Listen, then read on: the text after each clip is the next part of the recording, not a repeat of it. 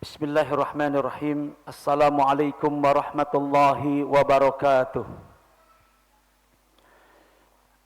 Alhamdulillahi ala ihsanih wa syukru lahu ala taufiqihi wa amtinanih. Ashhadu an la ilaha illallah wahdahu la syarika lahu ta'ziman li sya'nih wa ashhadu anna Muhammadan abduhu wa rasuluh ad-da'i ila ridwanih sallallahu alaihi wa ala alihi wa ikhwanihi amma ba'du.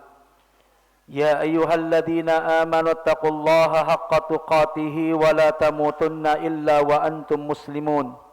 Allahumma inna nas'aluka ilman nafi'a wa rizqan tayyiba wa amalan mutaqabbala. Allahumma anfa'na bima 'allamtana wa 'allimna ma yanfa'una wa zidna ilma. Akhawati wal ummahat al azizat al fadilat hafizakunallah. Yang pertama, kami menyampaikan permohonan maaf atas keterlambatan waktu yang ada, karena ya memang dari bergerak dari rumahnya juga agak telat, ada hal yang masih perlu dikerjakan dan juga jalanan juga agak sedikit macet. Mohon maaf atas keterlambatan yang ada. Alhamdulillah ala kulli hal, pada kesempatan pagi hari ini kita bisa kembali mengaji, duduk di majelis ilmu kali ini, yang kembali kita akan melanjutkan mengkaji, mentadaburi hadis-hadis yang terangkum dalam kitab Syarhu Umdatil Mar'ah, kumpulan hadis-hadis yang terkait dengan kewanitaan.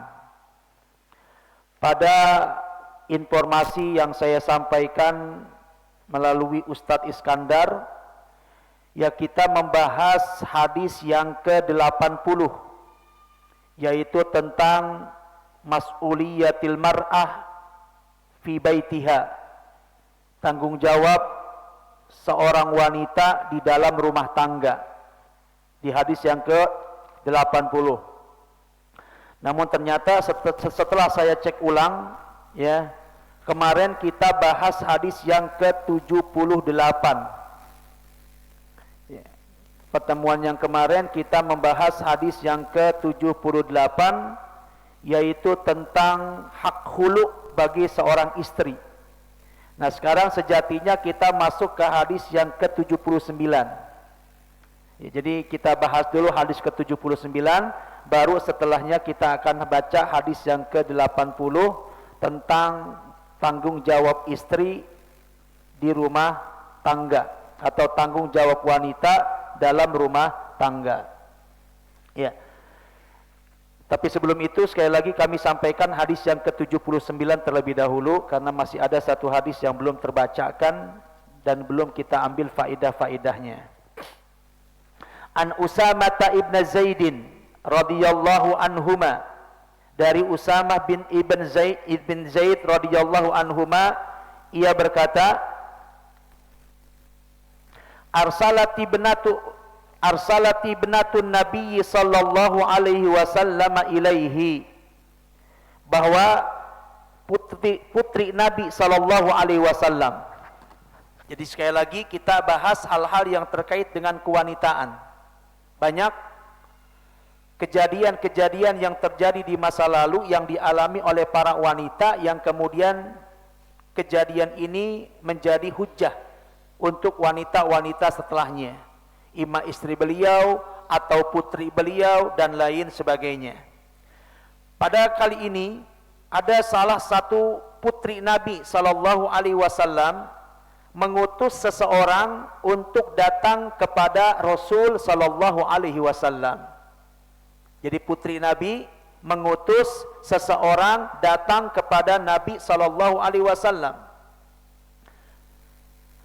dan suruh mengatakan kepada Nabi, inna benan li kubidha, sesungguhnya anakku, anak putri Nabi sallallahu alaihi wasallam, ya berarti siapa? Cucunya beliau, kubidha, telah wafat. Fa'tina, maka hendaknya engkau wahai Rasul datang kepada kami. Nah, fa arsala yuqri'us salam, Lantas kemudian Nabi SAW mengutus seseorang lagi kepada putrinya untuk menyampaikan salam kepada putrinya. Wa yaqul, dan beliau mengatakan, inna lillahi ma akhad wa lahu ma a'ta wa kullu syai'in indahu bi ajalin musamma faltasbir wal tahtasib. Yang kemudian doa ini menjadi masyhur sebagai salah satu doa yang dibaca untuk orang yang bertakziah. Jadi ketika seorang takziah datang ke keluarga yang meninggal dunia, maka untuk menguatkan hati dari orang-orang yang ditinggal oleh orang-orang yang mereka cintai, dibacalah bacaan ini atau doa ini kepada keluarga yang meninggal dunia. Ya, dan ini sangat masyhur doa ini. Ya, selain kita mengucapkan inna lillahi wa inna ilaihi raji'un, maka di antara doa takziah adalah bacaan ini. Jadi bacaan ini memiliki cerita, ya. Inna lillahi ma akhad, perkataan ini, di balik perkataan ini ada kisah yang melatar belakanginya, yaitu tadi, ya, bahwa ucapan ini pertama kali diucapkan oleh Nabi kepada seseorang untuk bertakziah kepada putrinya. Apa makna kalimat ini? Inna lillahi ma akhad, sesungguhnya milik Allah lah apa yang dia ambil. Jadi subhanallah, kalau kita melihat makna dari kandungan doa ini sangat luar biasa sekali.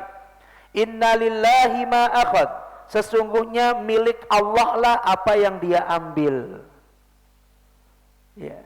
Mungkin siapapun pasti ketika ditinggal mati oleh orang yang dia cintai, hatinya terpukul, hatinya sedih. Ya. Tetapi kalau kemudian dia meresapi makna ini, mudah-mudahan dengan dia meresapi makna dari doa ini akan sedikit mengurangi kesedihannya. Dia harus sadar bahwa orang yang dia cintai itu adalah milik Allah. Dan sekarang dia telah diambil oleh sang pemiliknya. Jadi apa saja, baik itu orang yang kita cintai meninggal dunia, atau harta yang ada pada kita kemudian dia hilang, atau terkena musibah bencana, banjir, kebakaran dan sebagainya, tentu ini akan membuat hati ini terpukul, sedih luar biasa, terpuruk kita. Tetapi hendaknya kita ingat akan doa yang pernah dibaca oleh Nabi. Resapi maknanya, itu akan mengurangi beban penderitaan yang ada pada orang-orang yang kesusahan. Inna lillahi ma akhad, sesungguhnya milik Allah apa yang dia ambil. Ya, kalau kita ditinggal oleh suami kita milik Allah, maka Allah telah mengambilnya. Ya, kalau dia adalah seorang istri, ya, suami yang ditinggal mati oleh istrinya, ya maka dia harus segera sadar bahwa istrinya itu sejatinya adalah milik Allah, dan saat ini Allah hendak mengambilnya kembali. Ya. Ketika yang meninggal adalah anak-anak kita, tentu sebagai orang tua pasti akan sedih luar biasa. Tetapi sehebat apapun kesedihan kita, kita harus sadar bahwa anak ini bukan milik kita, hanya sekedar titipan. Anak ini milik siapa? Milik Allah. Ya. Dan begitu pula ketika yang meninggal dunia adalah orang tua kita. Orang tua kita juga sejatinya adalah milik Allah. Semua yang kita cinta, semua yang kita punya, hakikatnya adalah milik Allah. Maka saat Allah hendak mau mengambil apa yang dia miliki, punya hakkah kita untuk mencegahnya? Ya. Jadi anak kita ini milik Allah. Allah hendak mau mengambilnya, mengambil miliknya. Sementara kita ini hanya yang dititipi. Apakah orang yang cuma sekedar dititipi berhak untuk menahan sang pemilik dari harta titipan? Kan tentu tidak. Ya. Maka harus dikembalikan kepada keyakinan itu. Itulah yang juga pernah disampaikan oleh Ummu Sulaim. Mungkin sudah pernah saya ceritakan di sini.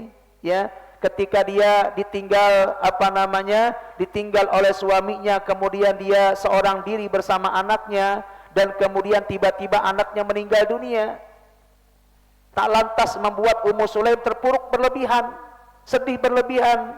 Bahkan hak iddahnya pun afwan, ya, hak apa namanya, ya, tidak diambil, ya, tidak diambil. Dia tetap berhias, dia tetap melayani suaminya, dia tetap menyediakan makan suaminya. Dan kemudian setelah suaminya ini terpuaskan semuanya, apa kata Ummu Sulaim? Ya, wahai Abu Talha, ya, bagaimana menurut pendapatmu jika ada yang menitipkan titipan sama kita? Kemudian sang pemilik titipan itu hendak mau mengambil barangnya. Kita yang dititipi ini berhak menolak tidak? Ya. Apa kata Abu Talha? Ya, tentu saja tidak. Bagaimana mungkin kita menolak kita menolak sang pemilik barang untuk mengambil barangnya? Nggak ada hak kita untuk menolak. Lantas kemudian dikabarkan sesungguhnya anak kita adalah milik Allah dan sekarang sudah diambil sama sang pemiliknya. Jadi subhanallah, ternyata rahasia kenapa Ummu Sulaim bisa setegar itu, ya, Ummu Sulaim bisa setegar itu, tidak terpuruk secara berlebihan. Walaupun yang meninggal itu adalah pujaan hatinya, yang meninggal itu adalah buah hati yang dia cintai, tak lantas membuat dia terpuruk. Apa rahasia? Karena keyakinan bahwa anak itu adalah titipan.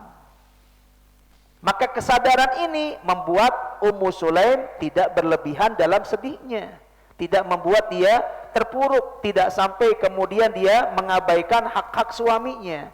Jadi keyakinan ini ketika tertancap di hati sanubari yang paling dalam akan membuat orang itu ikhlas dalam melepas sesuatu yang ada padanya. Harta dia adalah milik Allah, suami dia adalah milik Allah, istri dia adalah milik Allah, anak dia adalah milik Allah, orang tua dia adalah milik Allah, saudara-saudarinya juga adalah milik Allah. Dan ketika Allah hendak mau mengambilnya, maka hendaknya kita merelakan hal tersebut.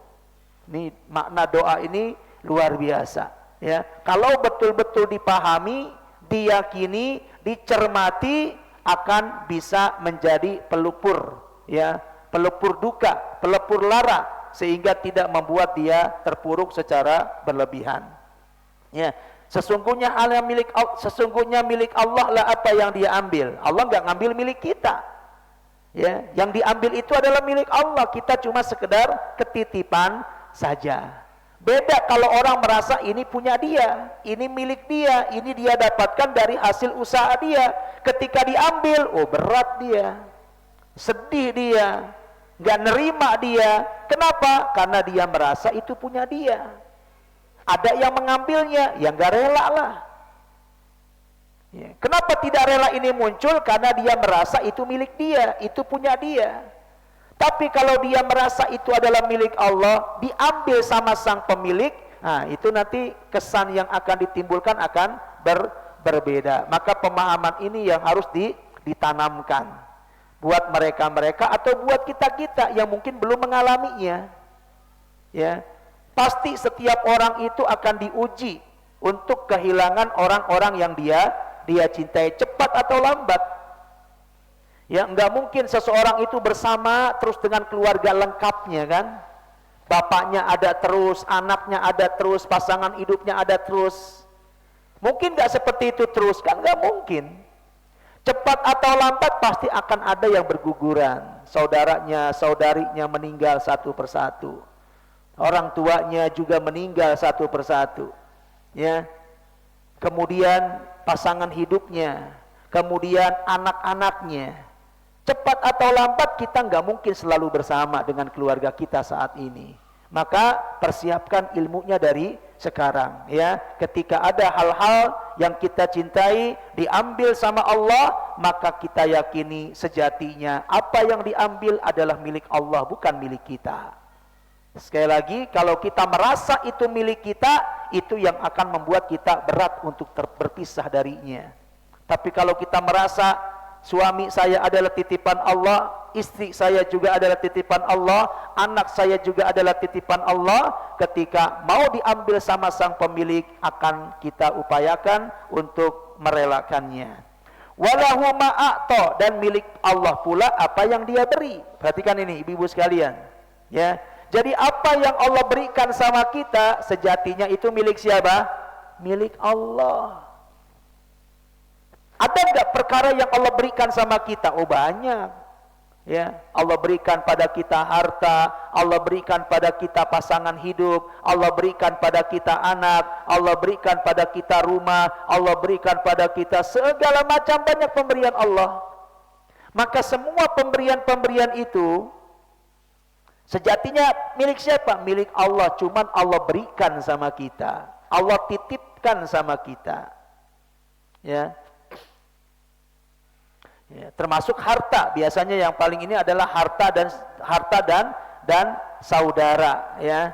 Makanya Allah Subhanahu wa taala menyebutkan harta itu sebagai harta Allah. Ya. Allah mengatakan wa atu mimma lillahi alladzi atakum. Ya. Dan berikanlah sebagian dari harta Allah yang telah Allah berikan kepada kalian. Jadi Allah mengatakan berikan harta Allah yang Allah berikan kepada kalian. Untuk selanjutnya kalian berikan lagi kepada orang-orang yang berhak untuk menerimanya. Nah, ini rahasia ya agar seseorang itu mudah dalam memberi, mengeluarkan zakat, terutama apa yang ada pada hartanya, supaya ringan sadari bahwa harta itu milik Allah yang Allah berikan sama kita. Dan sekarang Allah perintahkan kita untuk memberikannya lagi kepada orang lain. Ya, sungguh ini menjadi sebuah kemuliaan di saat Allah percayakan kita untuk memberikan rezeki pada sebagian makhluk-makhluk Allah melalui tangan-tangan kita. Jadi ketika kita memberi, orang ini dapat rezeki. Dari siapa rezeki itu? Dari Allah. Melalui siapa? Melalui perantara tangan kita. Tidakkah ini menjadi sebuah kebanggaan? Tidakkah ini menjadi sebuah kemuliaan? Dipercaya oleh Allah untuk menyalurkan rezeki Allah yang kemudian diberikan kepada segenap manusia. Jadi ini juga perkara yang harus dicermati. Milik Allah lah apa yang diambil, milik Allah pula apa yang dia beri. Jadi menunjukkan apa? Ya, kalau semua yang Allah berikan pada kita adalah milik Allah, berarti kita nggak punya apa-apa. Ya memang kita nggak punya apa-apa. Sejatinya kita nggak punya apa-apa. Makanya nanti saat kita meninggal dunia, keadaan kita akan sama seperti kita lahir kembali. Ya, dilahirkan dari perut ibu kita, tidak membawa harta apa-apa. Ya. Ya, karena sejatinya semua apa yang ada adalah milik Allah. Wa kullun indahu bi ajalin musamma, dan setiap sesuatu itu ada ajal yang telah ditetapkan. Enggak mungkin ada selamanya. Ya, ini yang harus juga dipahami. Enggak mungkin kita akan terus bersama dengan pasangan hidup kita. Ya. Sampai kiamat bersama terus kan enggak mungkin, pasti. Ya, akan terpisahkan oleh maut, imma suaminya duluan atau istrinya duluan, atau berbarengan atau bersamaan, ya, dan begitu seterusnya. Setiap segala sesuatu itu ada batas akhirnya. Nggak ada sesuatu yang abadi dalam dunia ini. Anak kita, anak kita, orang tua kita, saudara-saudari kita, nggak ada yang abadi. Ya. Dan itu bisa kita lihat dari fenomena yang kita alami atau fenomena yang kita lihat dari orang-orang sekitar. Ya. Dulu keluarganya lengkap, sekarang tinggal seorang diri umpamanya. Menunjukkan bahwa segala sesuatu itu ada batas akhirnya. Fal tasbir, sampaikan kepada putriku, hendaknya dia bersabar. Wal tahtasib, dan hendaknya dia mengambil pahala. Ini perintah Nabi, sabar dan berupayalah untuk mendapatkan pahala dari musibah yang dialami. Ya, sabar itu artinya apa? Ya, sabar itu adalah habsun nafsi wal lisan. Dia tahan dirinya dari mengumpat, ya. Dari apa? Dari tidak redha terhadap keputusan Allah. Dia tahan juga lisannya dari mengucapkan sumpah serapah, itu namanya sabar. Dia tahan lisannya dari mengucapkan kalimat sumpah serapah. Wal tahtasib, dan hendaknya momen ini dia jadikan sebagai sarana dia untuk mendapatkan pahala dari Allah. Emangnya bisa Ustadz orang terkena musibah kemudian dibalik itu dia bisa mengharapkan pahala? Ya ada.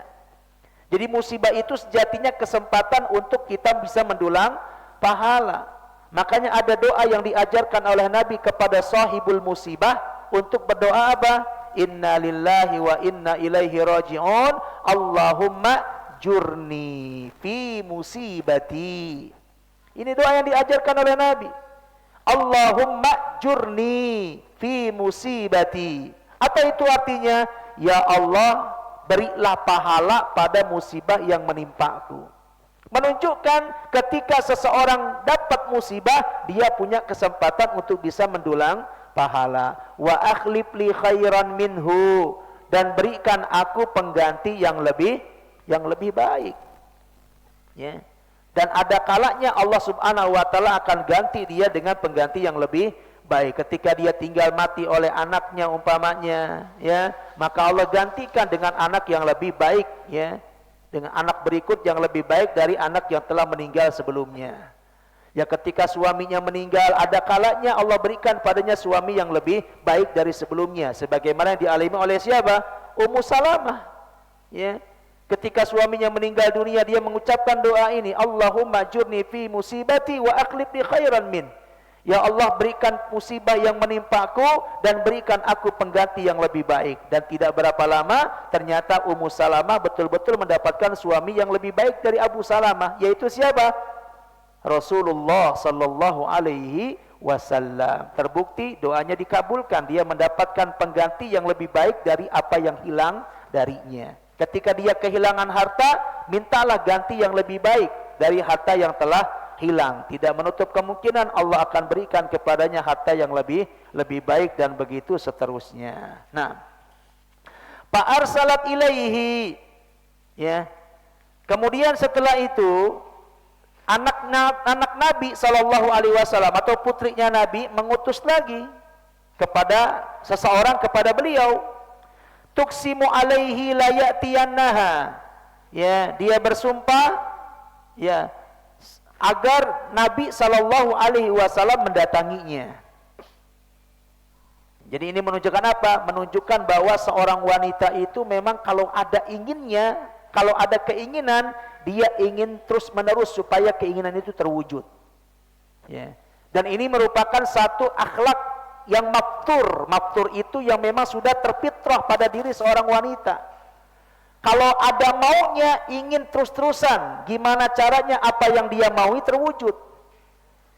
Kita lihat pada kejadian Ibnatun Nabi, putri Nabi. Nanti akan kita sebutkan siapa yang dimaksud putri Nabi di sini, ya. Ingin supaya ayahnya datang, tetapi saat itu kita nggak tahu apa alasannya Nabi nggak sempat datang, ya. Padahal Ruqayyah, ya, Ruqayyah itu putrinya ini ingin sekali ayahnya Rasulullah sallallahu alaihi wasallam mendatanginya. Maka ketika dia mengutus seseorang Nabi enggak datang, dia utus lagi untuk yang kedua kalinya. Ya, sampai bersumpah pokoknya harus datang Rasul sallallahu alaihi wasallam. Mungkin kalau Nabi saat itu enggak datang lagi, dia akan utus lagi orang ketiga. Itulah makanya di sini mu'alif memberikan tema apa? Al-ilhah. Ilha itu artinya minta terus-terusan, ya, sampai keinginannya terwujud. Khuluqun maftur itu merupakan akhlak yang memang sudah terpatri, tabiat yang memang sudah ada fiki padamu wahai wanita. Jadi wanita itu kalau ada maunya, ya terus-terusan itu akan dia minta, akan dia upayakan untuk mewujudkannya, ya. Fa'ahsin istismarahu, ya, maka perbaikilah buahnya. Artinya memintalah sesuatu yang baik, ya. Karena yang namanya wanita ketika ada maunya, mau sesuatu harus terwujud. Maka upayakan keinginan yang harus dia minta terus-terusan itu adalah keinginan yang baik, ya, sehingga dia bisa berharap terwujud keinginan tersebut. Nah, seperti Ruqayyah di sini, ya, ingin supaya ayahnya datang untuk menemuinya, yang mungkin saat itu dia sedang sangat sedih ditinggal mati oleh putranya. Nah, Faqama wa ma'ahu Sa'ad ibn Ubadah wa Mu'ad ibn Jabal. Maka Nabi sallallahu alaihi wasallam pun berdiri, bergegas menuju ke putrinya. Dan beliau saat itu ditemani oleh beberapa sahabat beliau, yaitu Sa'ad ibn Ubadah, Mu'ad bin Jabal, Ubay bin Ka'ab, dan Zaid bin Sabit. Warijal, dan juga beberapa sahabat yang lainnya. Nabi kayaknya memandang bahwa ini kayaknya saya harus datang, menunjukkan bahwa kedatangan saya sangat-sangat diharapkan oleh putri saya. Maka beliau pun bergegas. Mungkin saat itu beliau sedang mengurusi masalah-masalah yang penting, tapi beliau tinggalkan semuanya dan beliau segera menuju ke Ruqayyah, putri beliau. Nah, dan beliau ditemani oleh beberapa sahabat dengan nama-nama yang tadi kami sebutkan. Nah, parufi'a ila Rasulillah sallallahu alaihi wasallam as-sabiyyu wa nafsuhu tataqaqqa'u. Ya. Lalu kemudian diberikanlah kepada Nabi sallallahu alaihi wasallam anak yang meninggal tadi, ditampakkan, ya. Diperlihatkan kepada beliau sallallahu alaihi wasallam anak yang meninggal dunia. Yang wallahu alam mungkin maksudnya adalah Abdullah. Ya Abdullah, ya, yang merupakan cucunya Nabi. Dia adalah anak dari Ruqayyah bintu Rasul sallallahu alaihi wasallam. Wa nafsuhu tataqaqqa'u, dan hati Nabi ketika itu bergetar. Nah, qala hasibtuhu annahu qala faqadat aina, yang kemudian Nabi sallallahu alaihi wasallam pun nangis, ya, kedua matanya berlinang air mata. Faqala Sa'ad, kemudian ketika Nabi sallallahu alaihi wasallam menangis melihat cucunya yang meninggal dunia, maka Sa'ad mengatakan, ya Rasulullah, wahai Rasulullah, ma hadza, apa-apaan ini? Ya. Mungkin Sa'ad mengira bahwa aneh, kok Nabi nangis? Harusnya Nabi itu tegar, Nabi itu kuat, masa cuman kehilangan cucu aja nangis? Ya, heran. Mereka mungkin mengira bahwa nangis itu aib.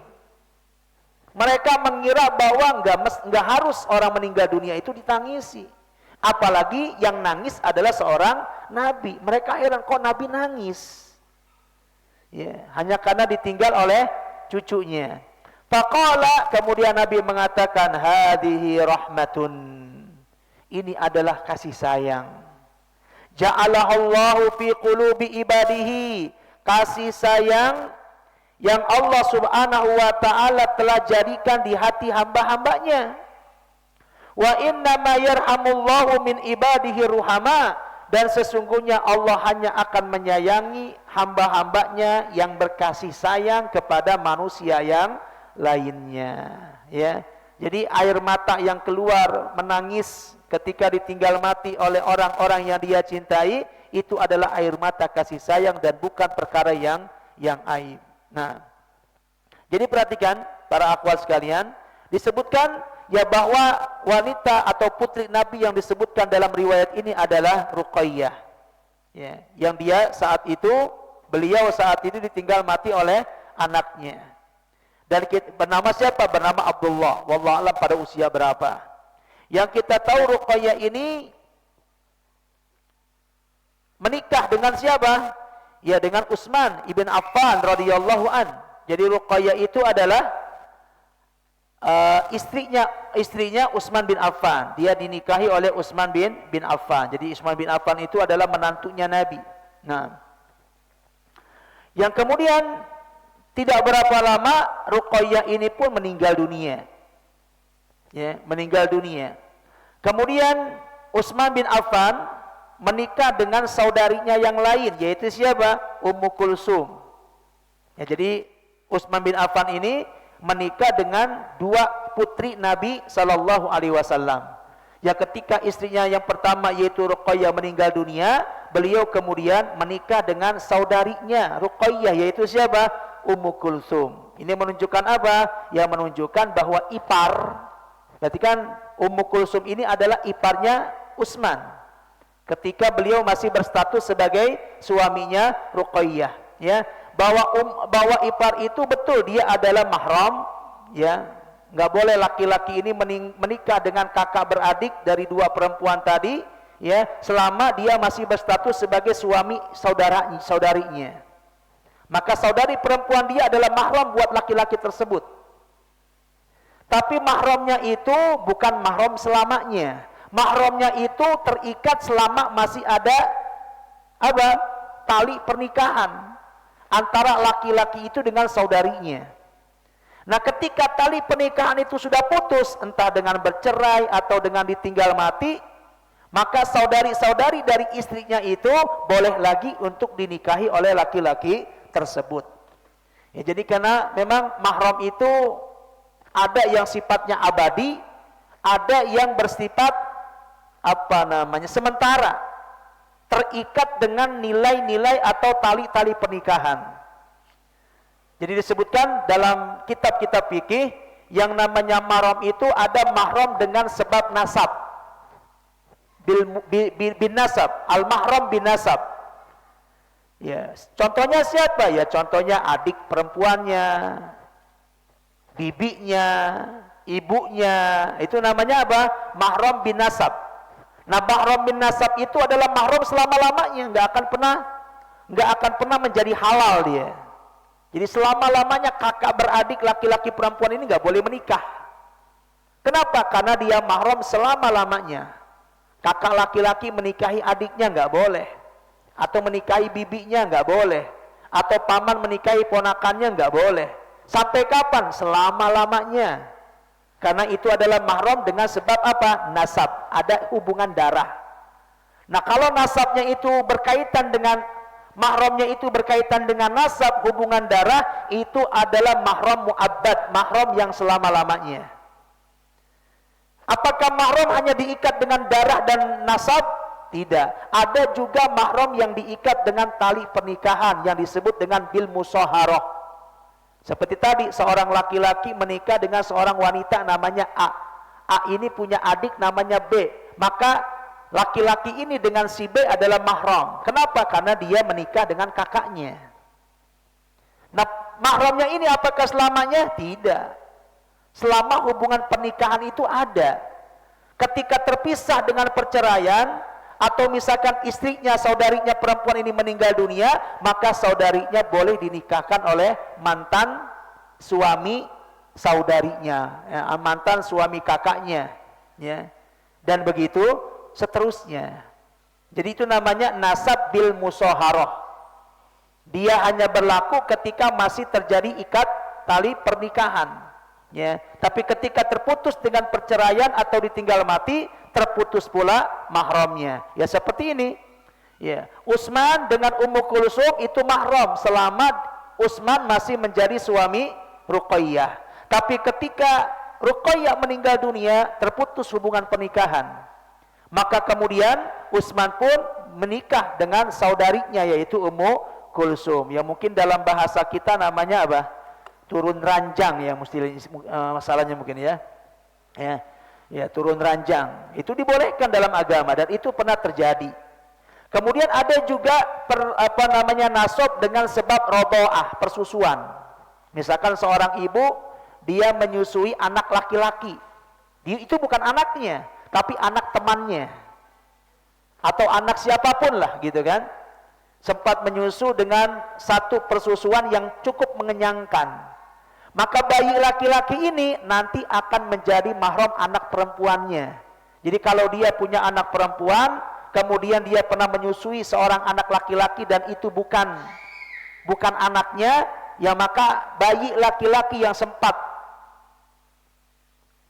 minum dari susunya itu nggak boleh menikah dengan siapa? Dengan putrinya. Nggak ada hubungan darah antara bayi laki-laki ini dengan putrinya. Karena bayi laki-laki ini bukan anak dia, bukan ponakan dia, sama si perempuan ini nggak ada hubungan. Tapi kok bisa mahram? Mahram apa yang menyebabkan mahram? Persusuan. Ya, jadi persusuan itu bisa menyebabkan antara dua jenis laki-laki dan dua jenis manusia, laki-laki dan perempuan bisa menjadi mahram. Dan mahramnya sama seperti mahram bin nasab. Ya, akan selama-lamanya. Yang akan bisa terputus adalah mahram dengan sebab pernikahan. Ya, maka ketika Ruqayyah ini meninggal dunia, menikahlah Utsman dengan Ummu Kulsum. Ya. Karena Utsman menikah dengan dua putri Nabi, maka kemudian Utsman mendapatkan julukan. Ada yang tahu apa julukannya? Dzun Nurain, ya. Dzun Nuraini, ya. Utsman itu termasuk sahabat yang mendapatkan gelar apa? Dzun Nurain. Apa itu artinya Dzun Nurain? Nur itu artinya apa? Cahaya. Nurain berapa cahaya? Dua cahaya. Ya, kalau cahaya banyak namanya apa? Anwar. Ya, Nurun Nuraini Anwar. Nah, ya, Dzu itu dalam bahasa Arab artinya sahib, pemilik. Ya, Dzu artinya pemilik. An-Nuraini artinya dua cahaya. Jadi Dzun Nurain artinya pemilik dua cahaya. Maksudnya dia memiliki atau pernah menikah dengan dua anak Nabi sallallahu alaihi wasallam. Yang dua anak Nabi ini diibaratkan seperti cahaya, ya. Dia menikah dengan dua putri Nabi, maka mendapatkan gelar Dzun Nurain, yaitu siapa? Ruqayyah dan juga Ummu Kulsum. Nah, ya, sekarang kita akan ambil beberapa faedah. Kita ada 5 faedah yang disebutkan oleh penulis, ya. Yang pertama, istimrariyatu inayatul ab bibnatihi ba'da zawajiha. Ya. Terus menerusnya perhatian seorang bapak kepada putrinya walaupun putrinya itu telah meninggal dunia. Astagfirullahaladzim. Walaupun putrinya itu sudah menikah, pada zawaj itu artinya sudah menikah. Ya, mungkin ini akan terasa kebenaran dari kalimat ini bagi siapa? Ya, bagi orang tua yang punya putri yang sudah menikah. Ya. Ya, dapat dipastikan orang tua itu tetap akan memiliki perhatian yang besar kepada putrinya. Ya. Jadi kita lihat di sini Nabi Shallallahu Alaihi Wasallam terus memberikan perhatian al-inayah kepada putrinya Ruqayyah walaupun dia telah meninggal dunia. Dan ini memang hubungan antara seorang bapak dengan anak perempuan akan memiliki ikatan yang sangat kuat. Ya, bahkan sampai pun ketika anak perempuan ini sudah menikah, ya, dapat dipastikan rasa perhatian sayangnya seorang ayah kepada anak perempuan akan terus berlanjut, ya, sekalipun anak perempuan ini telah menikah. Nah, yang kedua, dan apa yang dialami oleh Nabi dapat dipastikan akan dialami oleh semua bapak, ya, oleh semua orang tua, ya, mungkin yang sudah punya anak putri yang sudah menikah, ya, akan merasakan dari kebenaran pernyataan ini. Nah, yang kedua, ahamiyatu tarbiyatil mar'ati 'ala sabri wa adamil jaza' inda hululil masaib. Pentingnya memberikan tarbiyah, pendidikan kepada seorang wanita untuk sabar, wa adamil jaza', dan tidak berkeluh kesah, inda ululil masaib, ketika terjadi musibah atau ketika mengalami musibah. Ya, sebagaimana pesan Nabi kepada orang yang beliau utus kepada putrinya, sampaikan kepada putriku fal tasbir wal tahtasib, hendaknya dia bersabar atas musibah ditinggal mati oleh anaknya, wal tahtasib, dan hendaknya dia mengambil pahala, menjadikan momen musibah untuk bisa mendapatkan pahala. Ya, karena wanita ketika tidak diingatkan dengan ini, maka biasanya perasaannya yang akan bermain, ya, dia akan lebih banyak terpuruk, gampang sedihnya, ya, mungkin ketika ditinggal mati oleh siapapun, termasuk oleh siapa? Ya, oleh anaknya, ya. Nah, yang ketiga, al-buka al-munafil sabri wal buka bi sautin mas'ubin bin niyaha. Ya. Jadi al-buka itu maksudnya nangis, Tangisan yang menghilangkan kesabaran adalah tangisan yang diiringi dengan ratapan. Dan itulah yang dinamakan dengan meratap. Meraung-raung, meratap-ratap, sambil nangis sesegukan dengan mengeluarkan suara. Itulah ratapan yang terlarang. Sementara kalau cuma tangisan, sekalipun keluar air mata, tapi tidak diiringi dengan ratapan, tidak dengan meraung-raung, maka itu adalah bentuk tangisan yang dibolehkan. Ya, bentuk tangisan yang dibolehkan. Ya. Apalagi kalau cuma sekedar matanya sembab saja. Dia nggak keluar air mata, cuma menampakkan wajah sedih. Ya, air matanya sembab, pipinya sembab, kelihatan sekali dia menahan tangis yang mendalam. Ya, apalagi cuma seperti itu dibolehkan. Orang udah keluar air mata pun boleh. Ya. Dan itu terjadi dalam beberapa kasus Nabi Shallallahu Alaihi Wasallam. Ya. Nabi dalam hadis ini menangis. Ya. Nabi dalam kasus ini beliau menangis. Kemudian ketika beliau takziah juga kepada Utsman bin Maz'un, ini juga bagian daripada kerabat Nabi.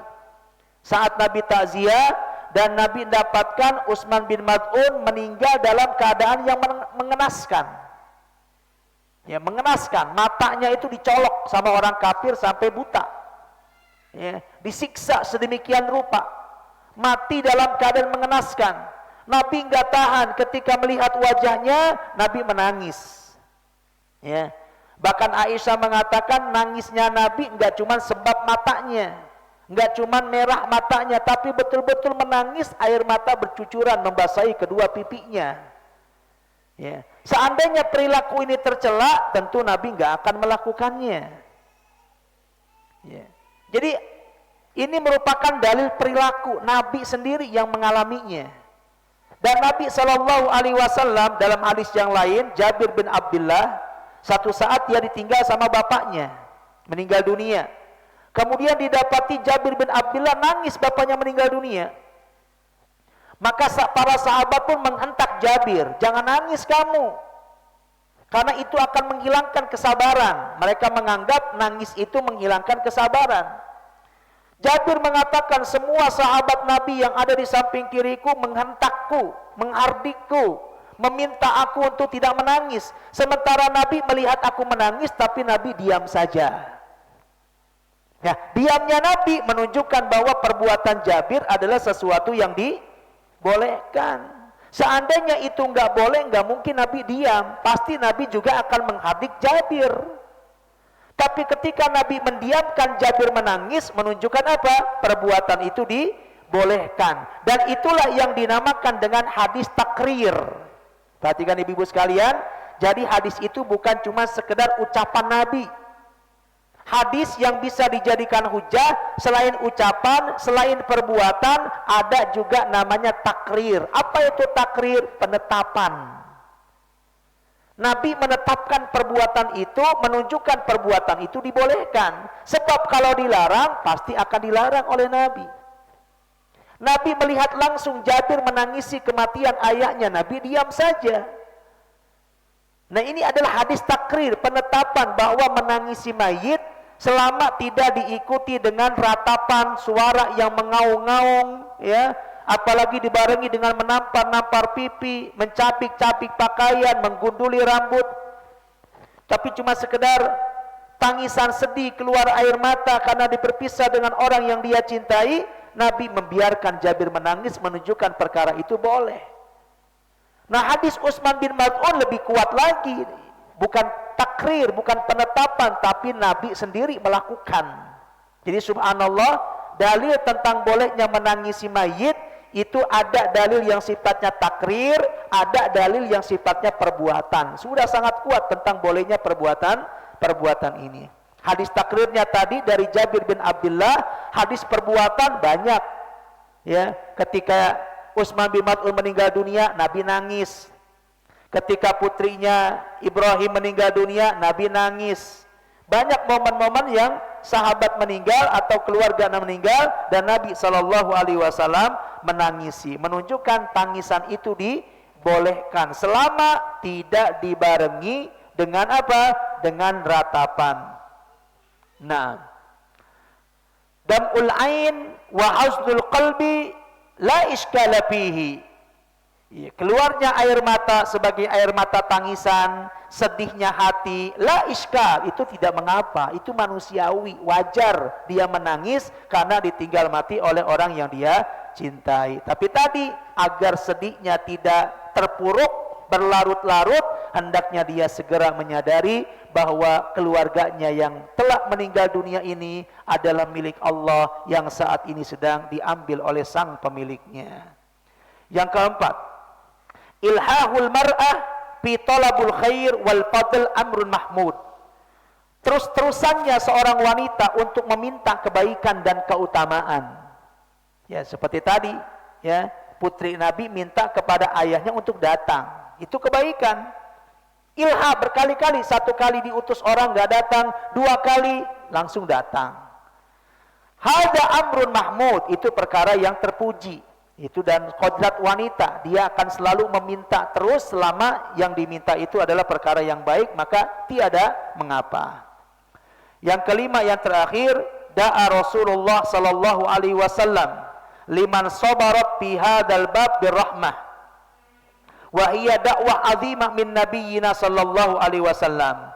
Jadi doa Nabi sallallahu alaihi wasallam kepada orang yang bersabar ketika ditimpa musibah, apalagi ditinggal mati oleh orang yang dia cintai, Nabi sallallahu alaihi wasallam mendoakannya untuk mendapatkan rahmat, cinta dan kasih sayang. Ya, dan cinta dan kasih sayang itu adalah apa? Modal utama orang untuk bisa masuk surga. Amal kita ini sejatinya belum cukup untuk bisa membayar nikmat surga.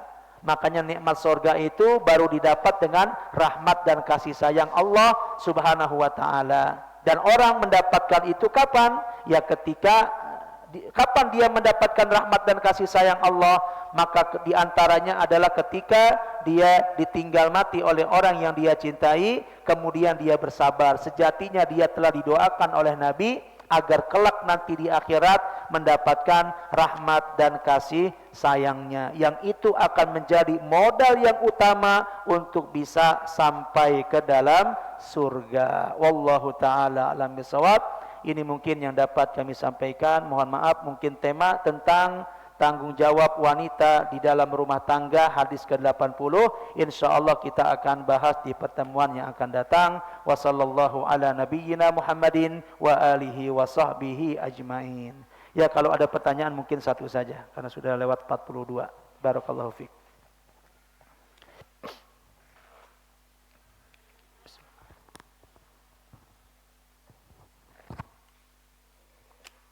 Ada umahat yang hadir?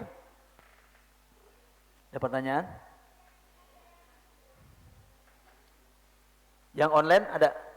Enggak ada. Ya baik, jika tidak ada pertanyaan, kita cukupkan kajian kita sampai di sini. Mohon maaf, tema yang sudah disampaikan oleh Ustadz Iskandar insyaallah dibahas di pertemuan yang akan datang. Barakallahu fikunna wa sallallahu ala nabiyyina Muhammadin wa ala alihi wa sahbihi ajmain. Subhanakallahumma wa bihamdika asyhadu an la ilaha illa anta astaghfiruka wa atubu ilaik. Wassalamu alaikum warahmatullahi wabarakatuh.